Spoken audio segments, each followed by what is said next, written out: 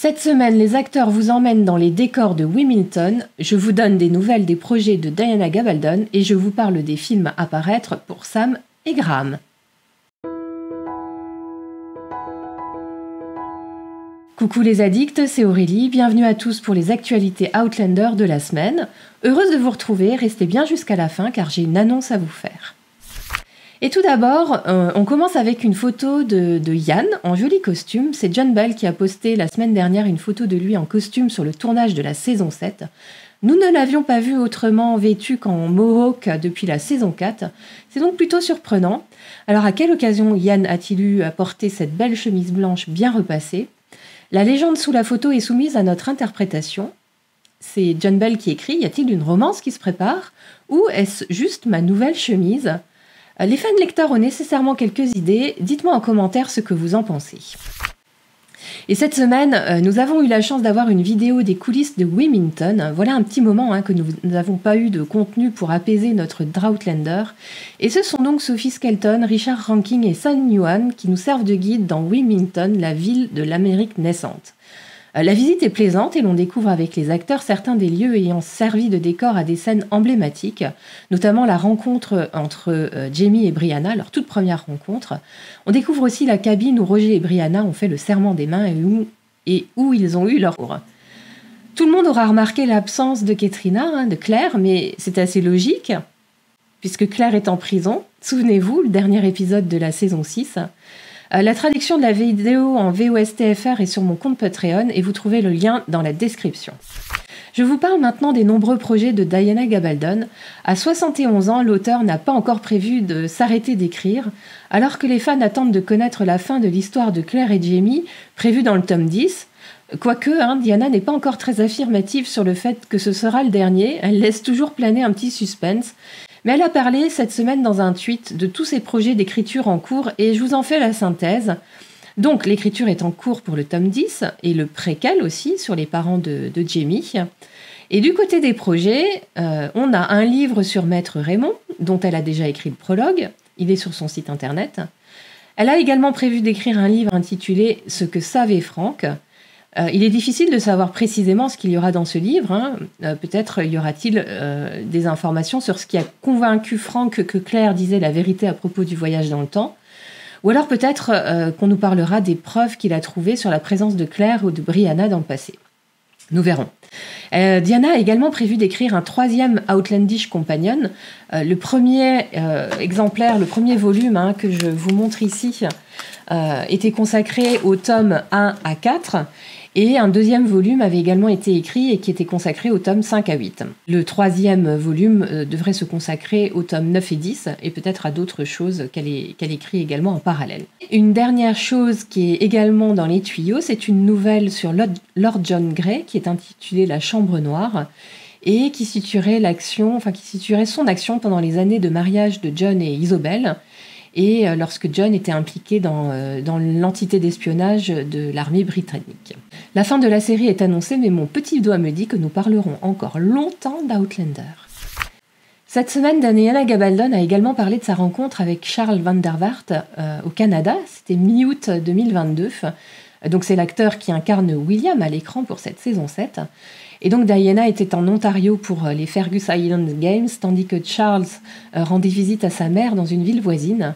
Ils se sont rencontrés autour d'un déjeuner et elle dit de lui qu'il est charmant, intelligent et très drôle. Et après avoir fait sa connaissance, elle était d'autant plus impatiente de voir les dailies, ce sont les rushs des tournages quotidiens, et elle n'a absolument pas été déçue. Elle a hâte que nous puissions le découvrir à notre tour dans la saison 7. Et moi, j'ai envie de vous dire que j'aimerais faire un petit bond temporel en été 2023 pour qu'on ait enfin cette saison 7 à se mettre sous la dent. Je vous parle maintenant des projets des acteurs.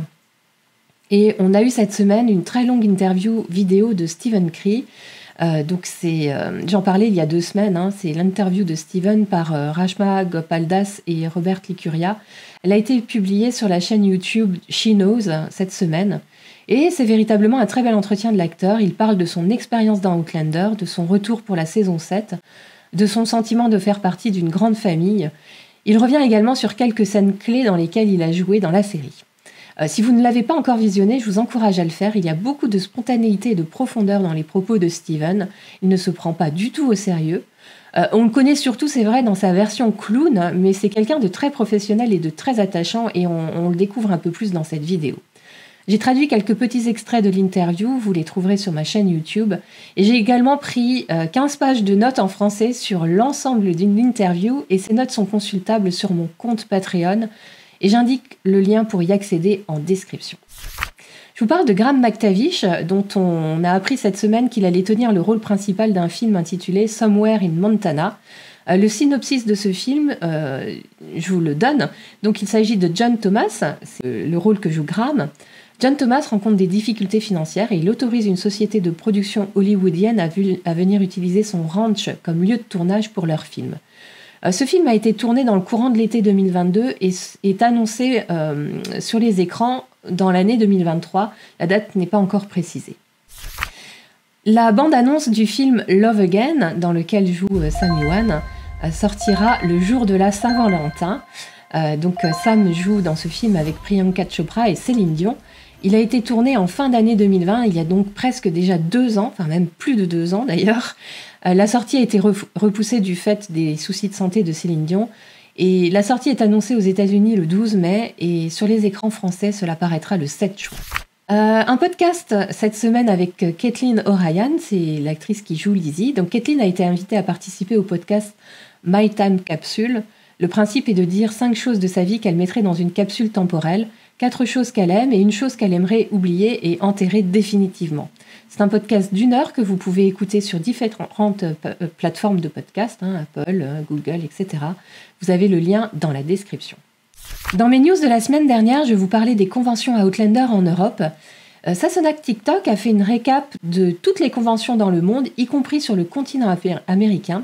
J'affiche sa synthèse juste ici. Vous pouvez vous abonner à son compte TikTok ou Twitter. Elle publie régulièrement des vidéos assez rigolotes sur le thème d'Outlander. Parlons de convention, ça me donne l'occasion de vous dire un mot sur l'événement Novel Adventure The Ultimate Fun Experience qui se déroulera en Écosse au mois de mai.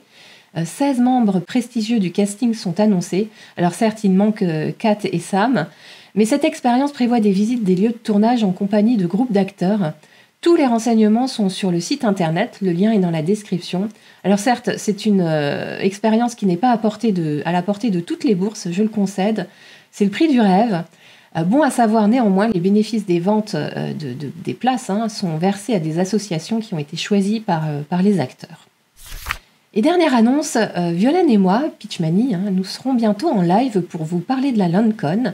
Et on vous retrouve donc toutes les deux le 15 février à 21h sur ma chaîne YouTube, c'est ce mercredi, pour un live chat consacré à notre expérience de la LondCon 4 en mars 2022. Donc nous vous raconterons notre expérience de l'année passée en vous livrant quelques anecdotes et en répondant à vos questions. Le chat sera ouvert, alors surtout notez bien la date dans vos agendas. D'autant plus que nous vous révélerons un scoop à la fin de notre live. Le lien de la vidéo est déjà en ligne, vous pouvez activer une alerte pour avoir un rappel et ne pas manquer le début. C'est fini pour aujourd'hui, merci de m'avoir suivi. Je vous donne rendez-vous la semaine prochaine. En attendant, n'oubliez pas de liker la vidéo et de vous abonner. Lorsque j'aurai atteint les 10 000 abonnés, c'est très bientôt, je vous réserverai une grosse surprise. Alors franchement, cliquez sur s'abonner. À très vite. Prenez soin de vous.